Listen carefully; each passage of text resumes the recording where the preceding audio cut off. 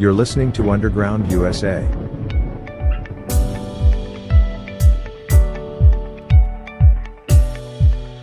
Here's this morning's segment on Talk Back with Chuck Wilder, as broadcast on CRN Digital Talk Radio.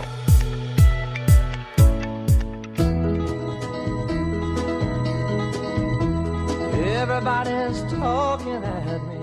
CRN Digital Talk Radio, Chuck Wilder here, swayed at the network, and we're live across America and around the world at crntalk.com. Hey, right now I want to go to Frank Savato, host of the Underground USA podcast, heard everywhere that podcasts are heard. He can be heard twice weekly on the Captain's America Third Watch, syndicated nationally on Salem and Genesis Communication affiliate stations. His website is undergroundusa.com. What is he hiding? Underground. Yes. Hey, Frank, how are you? Mr. Wilder, I'm doing good. I'm not hiding nothing. I'm just trying to stay out of the way of the people like Kamala Harris and Joe Biden and Pelosi. AOC. When you go underground, you don't have to run into those idiots on a daily basis. Well, when you're underground, you have to dig up the facts too, which you do so well. Yes. No, I give it my good old college try. How's that? Yeah. Boy, isn't guns violence so bad? You know what? And all one has to do, as what you've done, is turn to a couple of cities and look what's going on there. And you say, wow, look at 6 people killed, in the, what was July 4th thing. And then compare that to what happens every single weekend. And we'll use the number one city's best example, and that is Chicago, Illinois, right? Yeah, it's all you heard from the mainstream media over the 4th of July weekend was this mass shooting in Highland Park, Illinois, at a July 4th parade, and it was everywhere. It was on every network and in every newspaper, on every online publication. That's all they talked about, but they didn't talk about the over 100 people and the 13 people that were killed in Chicago over that weekend, which pretty much examples every weekend in the city of Chicago. So why was this mass shooting in Highland Park such breaking news when carnage 3 times that happens every weekend on streets not far away from Highland Park? Yeah, it's and I'll not tell you about something gun. too. Yeah, it's not about gun violence. It's about sensationalism. And this guy in Highland Park, listener, if you stop and think about it, okay, they talk about the red flags. He'd actually threatened to kill the whole family just a couple of months before his dad said, "Yeah, I'm going to go ahead and buy you a gun." Yeah, and then all of his postings and his videos that he put out, and poems he had written. I mean, my goodness. And if you tattoo your face like that, that ought to tell you something's lopsided. He didn't even get the tattoos lined up, so. Yeah, that was a great job of parenting right there. You've got a child that everybody on the face of the planet recognizes as somebody who's got some problems. And let's go make sure he has access to firearms. That has there's no background check in the world that's going to circumvent that bad parenting and the fact that they didn't recognize their kid needed help. There is no background check for that. So this idea that a law is going to circumvent idiocy and criminality, it doesn't work like that. You're asking for a utopian environment, and those who always believe we can achieve utopia, they're jousting at windmills. The old saying, Frank, I just now thought about this, about how can you tell when they're lying, and the old thing about, well, their lips are moving, right? And especially when it comes to what is our biggest challenge right now, white supremacists, the white supremacists, the white supremacists, the white supremacists. Boy, I mean, they are just blobbing it down at you. And look at your Chicago track record, okay? Since 2016, Chicago has experienced 4,401 homicides, accumulating in 21,146 shooting victims. I wonder how many there were at the landing of Normandy. Seriously. 21,146 in Chicago. we can find examples of major incidents in a war around the world where shootings were less. So you have a breakdown of ethnicity in here, and let's just see how much white supremacists there is in these shootings in Chicago. Asian Pacific Islander, there was one. His gun probably went off accidentally. Yeah, black.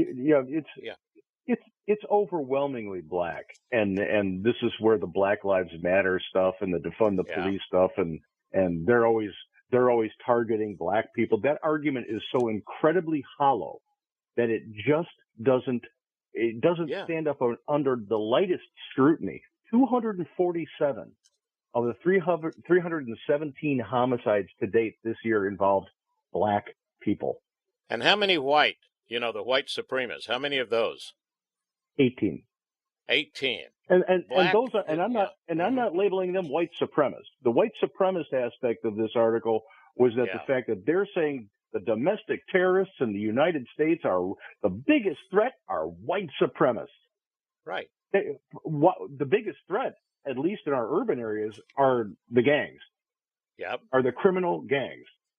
So those two are on top, right? That would be black 247 and white Hispanic 49%, because it's mostly the blacks and the Hispanics, I think. I'm an equal opportunity finger pointer. There's white gangs in Chicago too who are just as guilty, but you can't deny the numbers. When 247 black people are killed in just the first 6 months of 2022, there's a problem here. So, to sit there and say that there are white supremacist gangs that we have to have the Department of Homeland Security spending all of these resources on to make sure that they can't harm people, it's disingenuous at best. They're running from a problem that they would have to spotlight to say, you know what, the way we've been approaching victimhood and allowing this to happen in cities that are run by people with far left ideologies, it's not working. They'd have to admit that, but they won't. They won't. Ideology for these people trumps lives, and especially the lives of black inner city youth. There's no other way to look at these numbers. None. Yeah. And it has nothing to do, I don't think, with people saying, well, we're carrying on the tradition, of the whiskey running that was going on during Chicago. Remember the old days, and it's part of Chicago's culture, I guess, to go out and shoot people. Anybody who grew up here knows that that's a line.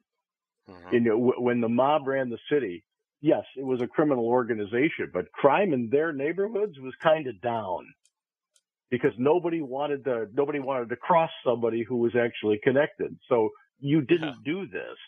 Just stay out of the whiskey business.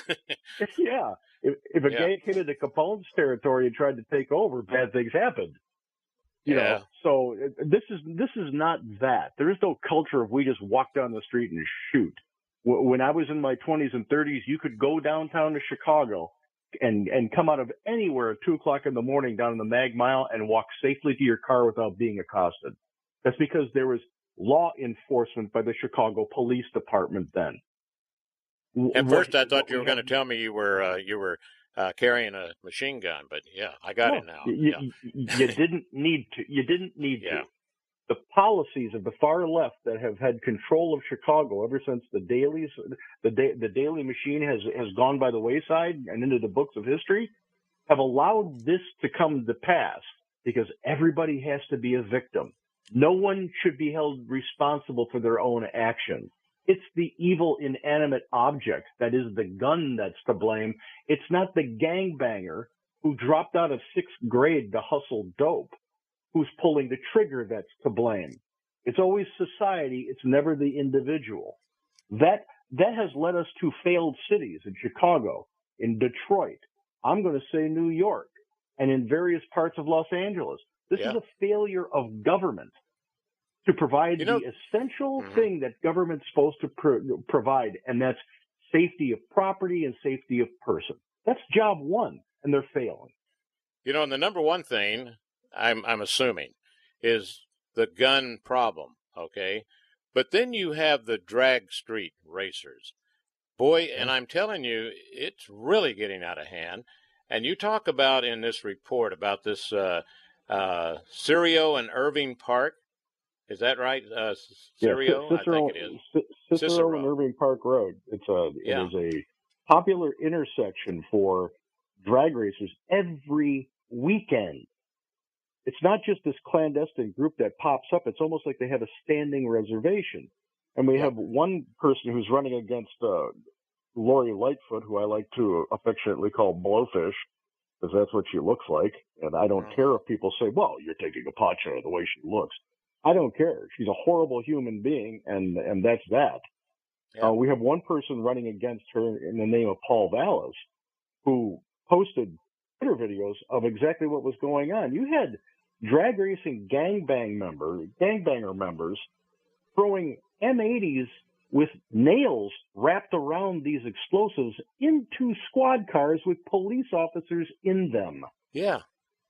So but here they are. They're not just out there having a race. They also, whenever the police even get close to do something about it, and nails which exploded inside the police car. I mean, wow. The nails were wrapped around the fireworks. Yeah. Okay. Yeah, it's just as lethal as any IED that our troops saw in Afghanistan. Any homemade IED. Yeah. From the last report on this, the police officer is in serious condition.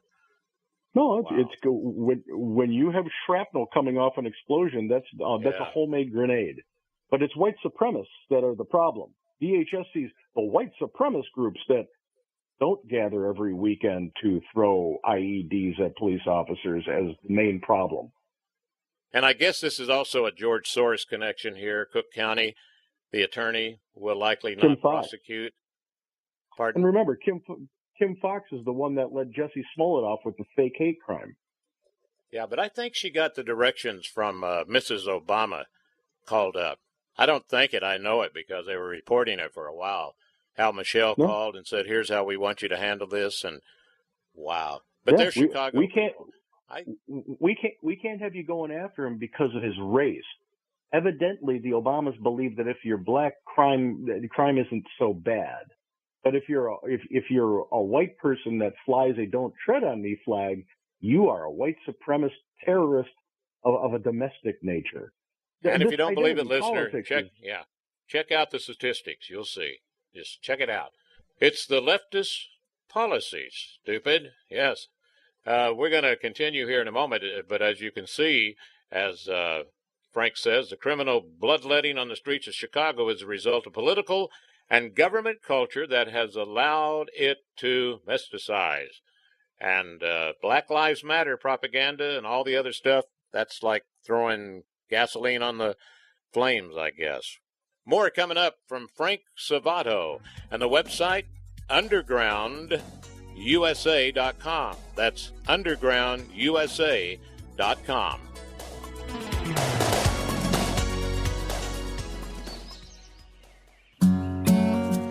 Handcrafted exotic blend teas at the lowest shipping cost anywhere. Hi, I'm CJ, owner of the Emerald Coast Tea Company.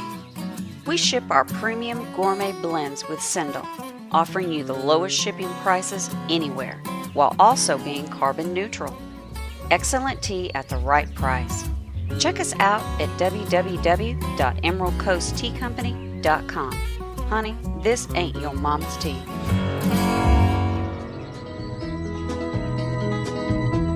Everybody's talking at me. CRN, Chuck Wilder with Frank Savato, host of Underground USA podcast. When you were talking about the Chicago mayor, and I was wondering, are people moving into Chicago, or is it just totally going down, or is it sort of like remaining the same population-wise? Do you know? Population-wise, there has been an exodus from Chicago. More affluent people have taken more to the suburbs if they haven't relocated out of the state of Illinois altogether. Mm-hmm. The population of the state of Illinois has gone down because the leadership in Springfield, which is the state capital, is just as ideologically damaged in the head as the Chicago. So we've got a tax problem here. We've got rights problems here with Governor Pritzker. He's just a horrible governor. It's how he got elected is beyond probably his wallet. Yeah. Do you have a nickname for him too? There's a lot of nicknames for him, but let's just say that when he goes to the beach, there's Goodyear painted on the side. Okay. And what was the Chicago mayor again? What's your Lori Lightfoot. Lori Lightfoot is a caustic ideologue whose only concern is making sure that diversity is in place in the city of Chicago. Yeah. She's handcuffed the police department. But She's, when I she's first she's seen the loss of Boeing. They moved out of the state. She's seen the loss of Citadel, which is a gigantic hedge fund. Companies are moving out of Chicago, not only because of the taxes, but because of the crime. Yeah, she's a weird person, But you said she reminds you of. I'm sorry. You're being kind. Yeah, well, but you know what? When I first saw her, I thought Beetlejuice. A lot of people said that. A lot of people said Joker.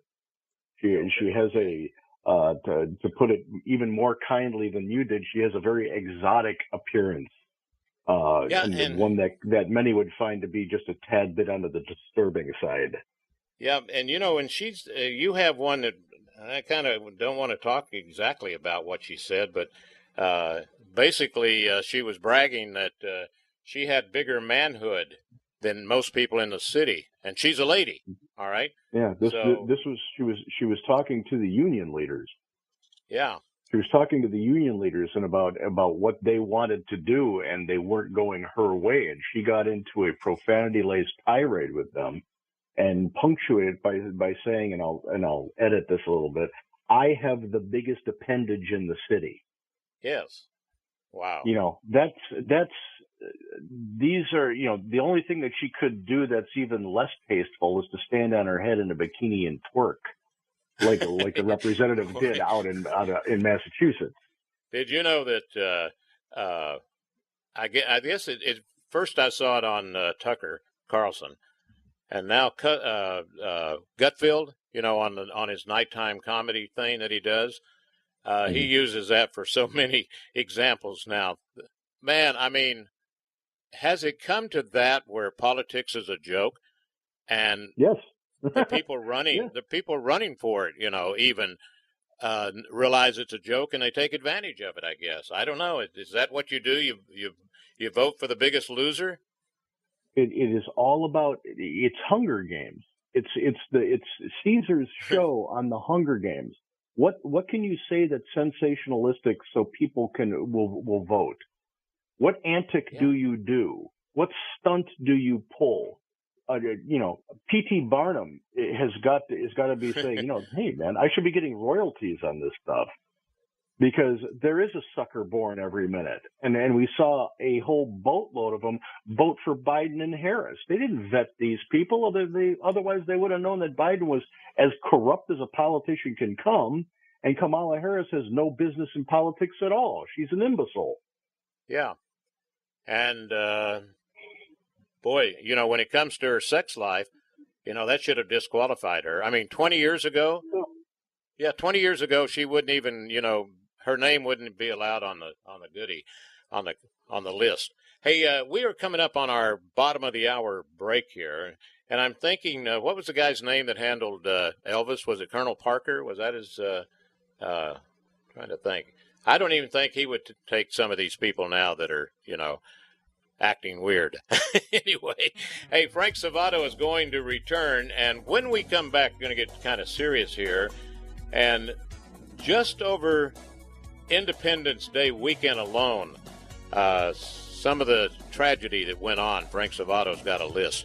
It's undergroundusa.com, undergroundusa.com.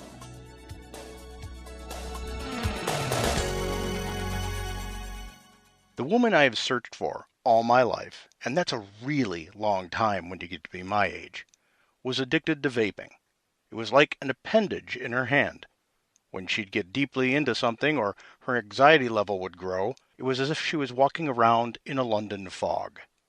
In our non-smoking culture, when we'd be out, she'd always have to excuse herself to go outside to take a few puffs just to satisfy the craving. So when the good people at Fume approached me to showcase their product on Underground USA, I immediately started researching their product. Fume, spelled F-U-M with the double dot diaeresis over the U, is the all-natural inhaler designed for a better, safer, and natural way to quit cigarettes and vaping. It's a no-smoke, no-vape, and no-nicotine replacement for the hand-to-mouth habit associated with smoking and vaping. Fume handcrafts wooden inhalers and uses cores infused with plant oils that have been clinically proven to curb cravings. They have flavors like peppermint and conker with minty notes to simulate menthol cigarettes, and they have other flavors like cozy chai and lemon berry bliss for those who are used to a sweeter experience. And all their flavors are 100% natural, no harmful chemicals, no artificial flavors, and absolutely no nicotine.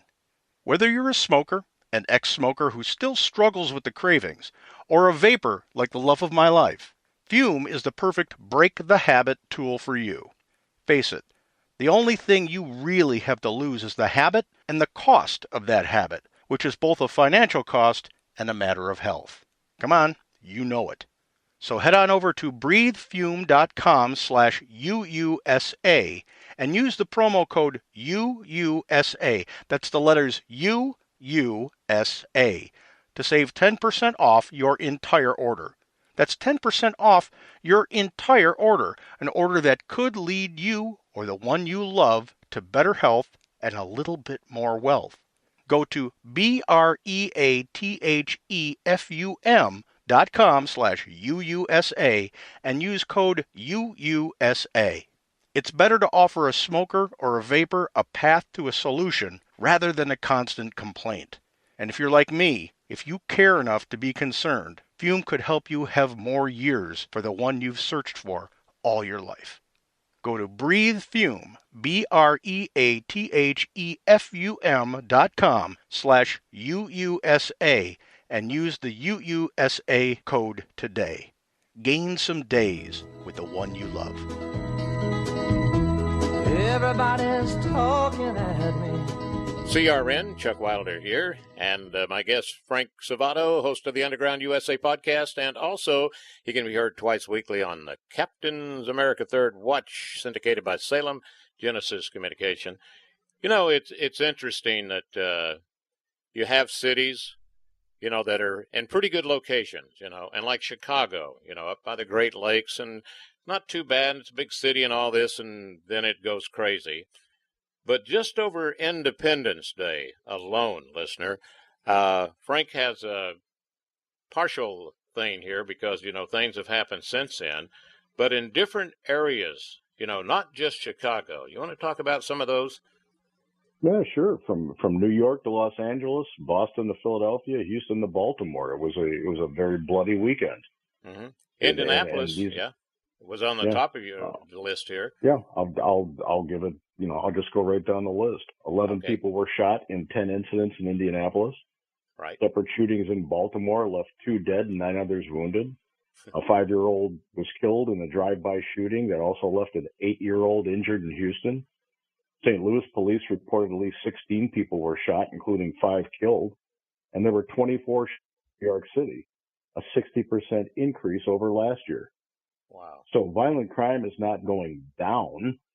It's going up in our urban areas because the Democrats, the liberals, the far left ideologues that are in control of government in these locations have a hands-off type of attitude when it comes to crime perpetrated by anybody who could be classified as a minority.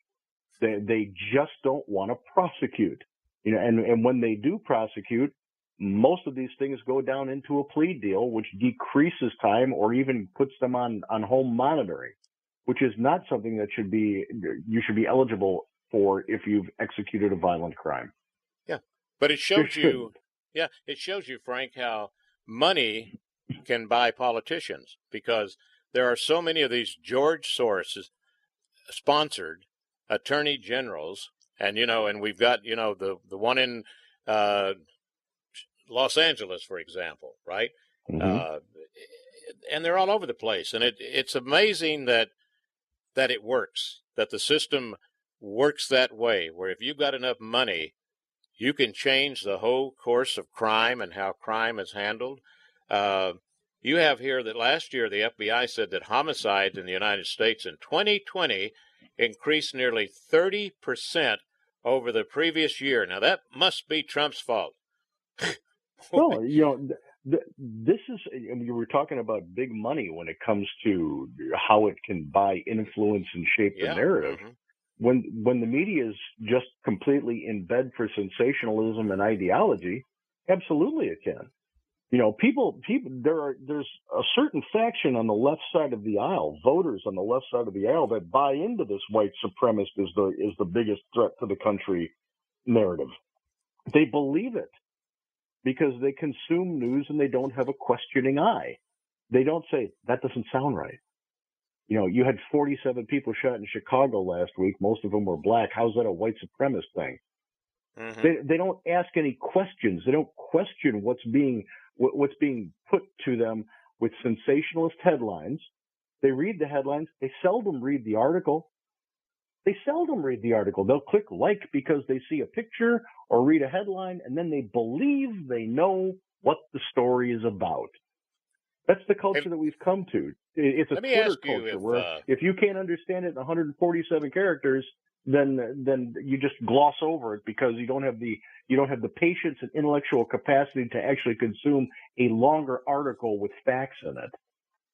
Yeah, and I may be way off on this because I'm that way a lot, and you know that. You've known me for a long time. But when they give you the list, of the homicide victims, black 247, black Hispanic 1%, white 18, white Hispanic 49%. Wouldn't it be brown Hispanic? Well, it should be. I guess if we want to get into the. But if you want to say white supremacy, then that falls right into what they want you to say, right? No, I guess if we're going to be literal colors, white supremacy would just be about the gangs of albinos out there. Yeah, right. And when it comes to colors, you know what? The bullet just doesn't change its mind when it's already been fired. The bullet doesn't care. It stays silver or brass. It just doesn't care. And that's the point.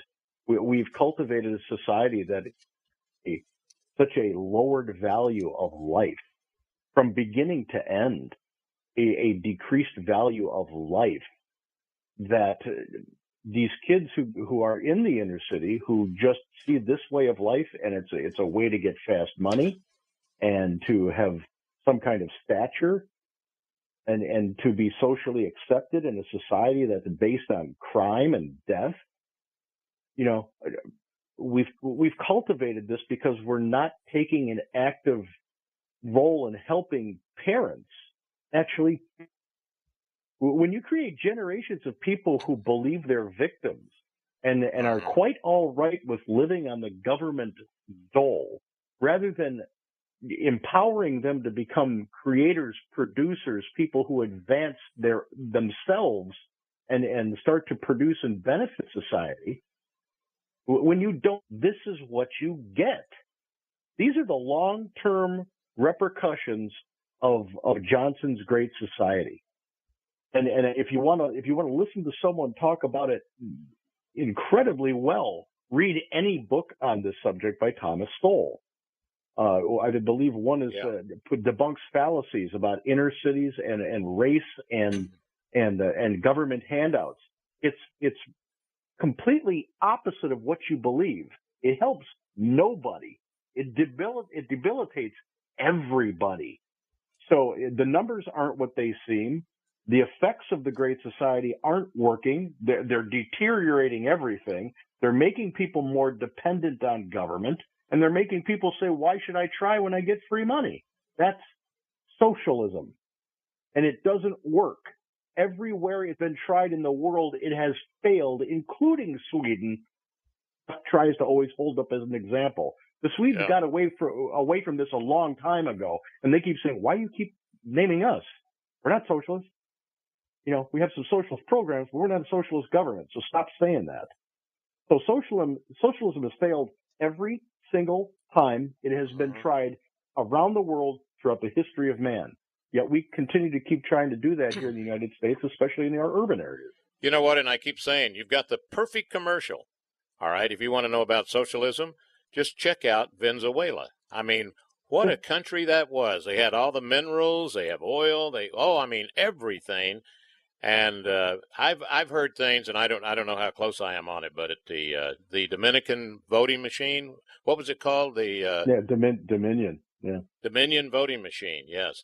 I read stuff, and I took it for face value at the time, but they brought the machines in there and they said, "Look, you're going to win and you're never going to lose another election." And that was like the first time they tried it out, and there you go. Socialism. No, and you're right. Venezuela was ranked number 4 in the world for its wealth before the socialists took over, because they had a capitalist economy. They were responsible for natural resources, and the market was working for them. Yeah. But then enter the ideologue who says we have to socially engineer to make everything equitable, and it needs to be fair, and we'll be the ones that figure out what fair is. And by the way, that rich person doesn't need the stuff that he has, even though he earned it and built it from scratch. We're going to take it for the common good. It never works, because human nature is fallible. Anybody who rises to the top in a socialist system, 99.999 times is a corrupt SOB who's grafting off the top. Yeah, and they're sure aiming for it right here in the United States. It's just I don't even think they're hiding it anymore. It's no, the far left ideologues are not hiding it. They see the goal line and they're running for it, and the right is so far behind, and all that. Yeah, we will never catch them. We will never catch them. We have to have some radical elements here. And when I say radical, I mean that in the sense that it has to deviate from the norm. I'm not talking about radical like AOC. I'm saying we have to take some extreme measures to be back on track. We've talked about this before when I've talked about nullification. Governors have to employ nullification to simply disregard federal laws that are not within the constraints of the U.S. Constitution. The Commerce Clause, the three court cases that allowed the Commerce Clause to be expanded to encompass every single thing in society is under federal purview. Those were horrible decisions, just like Roe was a horrible decision that was reversed by Dobbs because it was a constitutional issue, not a moral issue. Federal government had no right to be ruling in it, just like they didn't have the right to be ruling in the 3 cases that expanded federal government's power under the Commerce Clause. So governors have to start nullifying a court case to allow those 3 cases to be overturned, to rein in the federal government the way they have to. And then we in the states have to make sure our legislatures advance a vote to bring a convention of states to a reality. And then we have to make sure that those same states plus 4 ratify what comes out of that convention, so that we can put some things into the Constitution via the amendment process in Article 5, which allows us to do it this way, so that we can rein in the federal government for good. I'll tell you one thing. If we had term limits, which I've told you before, at one time I was saying, no, don't get rid of them, because, some of your favorite people would have to leave. But if we had term limits, we wouldn't be putting up with Joe Biden right now. No, we wouldn't, and we wouldn't be putting up with half of the apparatus that is in place, regardless of who's elected to office either. And I'm going to bring this up again too. You know how these Congress critters, and especially the ones on the left, always want to bring up, we got to make a new gun law, and they've already, I don't know, I bet you they've already made 7 or 8 in the last year, just sneaking them under there. And the thing is, and I bring this up, is that we can see, looking at the numbers, okay, and just think about this real quick. The National Firearms Act, that was 1934. The Gun Control Act they passed, 1968. 1994, the Brady Act and the Federal Assault Weapons Ban. None of this prevented any school shootings or mass shootings in general. None of it. No. But they just keep wanting to add another one, you know. It hasn't stopped the carnage in the streets of Chicago or New York or Los Angeles. No. You know, the blood just keeps flowing. And that's for one simple fact. And it's incredulous that they don't even acknowledge this. It's like you're talking to a wall. Criminals don't obey laws. The only thing you do with a gun law is hobble the people who abide by the laws. And those aren't the people who are going out and committing crimes with guns. Criminals do that. So if you want to stop the bloodletting in the streets of Chicago, unhandcuff the Chicago Police Department and let them fight crime in the streets. Let them fight the people who are committing the crimes on the streets. You know, but that's not what they're doing. Yeah. The law-abiding citizen has to be handcuffed, and the criminal, well, he's a victim of society. So we're just gonna plea bargain him out so he can actually do it again. Another one of those good old sayings, you know, is that what is it? A gun in your hand is better than a 911 caller on the other end, or even a policeman on the phone. It's better to have a gun in your hand. It's you don't have to wait around. See what? Yeah. When you are facing down the barrel of a gun, and you think that calling 911 is going to be able to save your life, that's a little bit. It's kind of a ridiculous notion. Yeah. And that's not a commercial for concealed carry, although it has merits. It is a commercial for allowing our police officers and law enforcement agencies to do what they're supposed to do and get the politicians out of the way. Because the ideologues and the politicians are the ones that are blocking law enforcement from actually doing their jobs. They're the ones that are making the streets unsafe. And because they are elected to office, it's the people who vote for them and who finance their campaigns who have the blood on their hands as well. I think it goes way back whenever cowboy days probably, and they were talking about, if you're a free man, you don't need permission, to carry a weapon. It was just... No, the Second Amendment says that if you're a citizen in good standing, you have the right to bear arms. But all of a sudden, it's like they drank the Kool-Aid, Frank, and all of a sudden, it seems like the Democrats know what's best. And apparently the founders, they did everything wrong. I mean, wow. It's, thank goodness.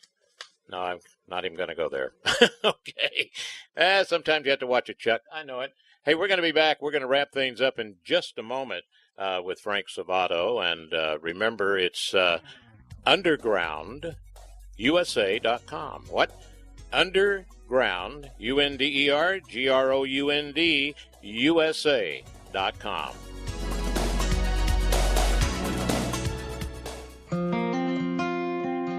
Hey, this is Judson Carroll of the Southern Appalachian Herbs Podcast. My new book, Growing Your Survival Herb Garden for Preppers, Homesteaders, and everyone else, is really for everyone. No matter where you live, whether you're in a homeowners association or you have a nice big farm, or even if all you have is a balcony and an apartment, you can grow the herbs you need for your health, for your family's health, and be ready to face any circumstance that comes your way. I make growing herbs easy, practical, and fun, actually. So look for this book. It's on Amazon if you want a print copy, or you can contact me directly for an ebook. Find me at judsoncarroll.com. Thanks, and I know you will enjoy this.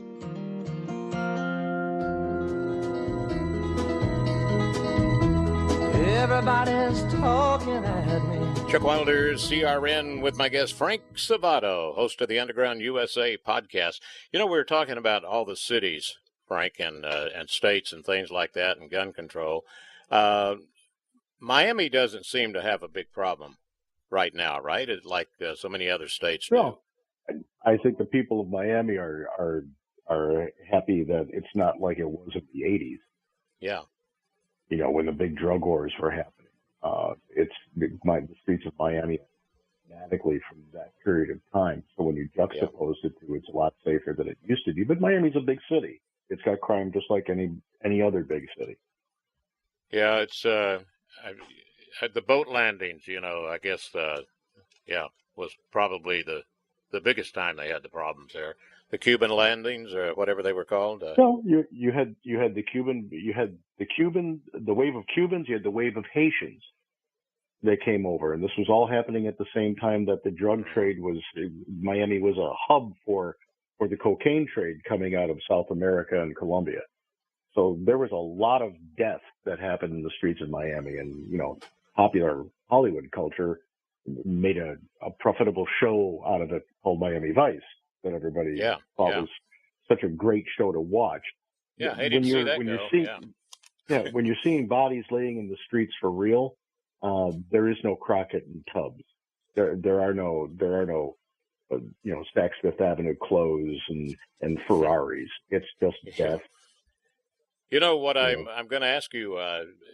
What I feel just recently in the last week is, boy, they are sure talking up COVID again.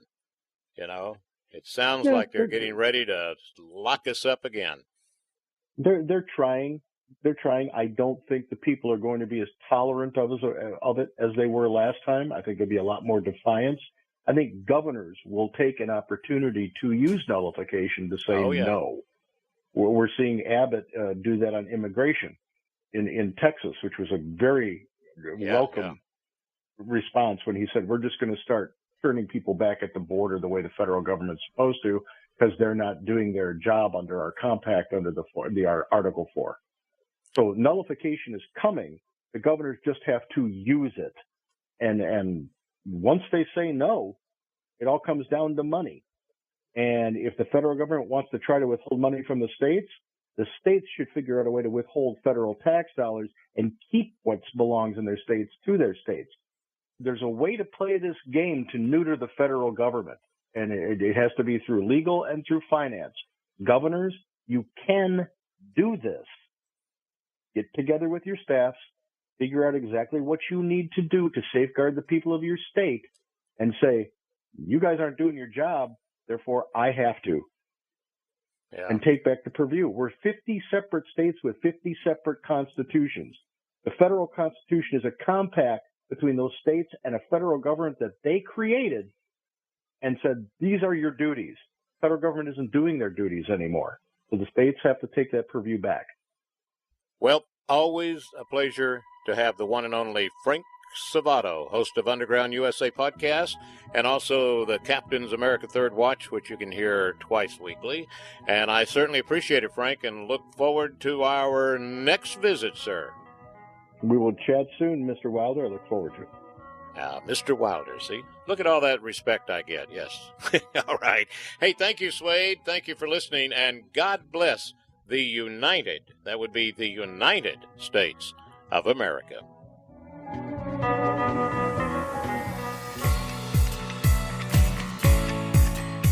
Please like the episode on the platform you're listening to us on, leave a comment if it lets you, and share us with your friends and family. Our influence grows when you share our podcast. And don't forget to sign up for our Substack, which comes directly to you, subverting the interference of the internet gatekeepers and social media censors. You're listening to Underground USA. My name is Frank Salvato. We'll be right back after this.